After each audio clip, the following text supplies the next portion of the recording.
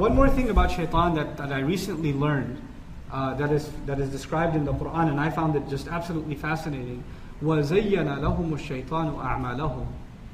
وَزَيَّنَ لَهُمُ الشَّيْطَانُ أَعْمَالَهُم. And the tafsir of this ayah and the way it's been explained traditionally, it's incredible. Shaitan beautified, for some people, shaitan beautified what they do for them. So whatever they do, they think they're doing a beautiful job. This is actually on it's multiple kinds. This is of different kinds. And I want to explain these two kinds to you, inshallah. There are people that are in absolute darkness. They are just evil. They're just fallen into evil. Any bad thing, you name it, they're doing it. And they don't even feel bad when they do it. They're proud of it. They celebrate it. They take pictures of it. They post it on Facebook. They make videos about it. They encourage others to do it.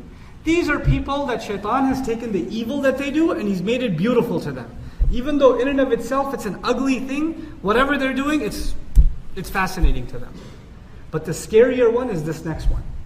There are people who are doing what they think is a good thing. They think it's a good thing. But as a matter of fact, they're doing what shaitan wants them to do. That's the scary one. You see, and I'll take 2 minutes to explain this and I'm done. In our deen, there are priorities.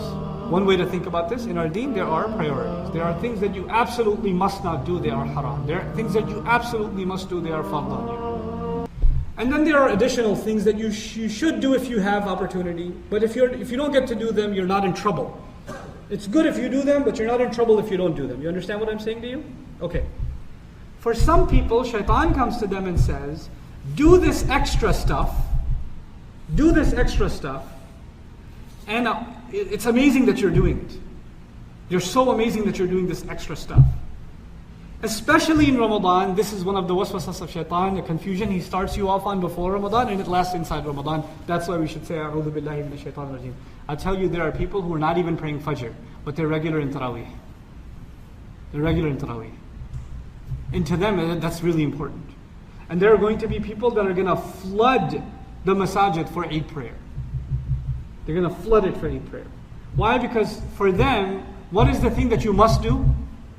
That. And shaitan has made that really beautiful to them, at the expense of other things that are far more beautiful and far more important. Now, if you ask, is Taraweeh itself a good thing? Absolutely.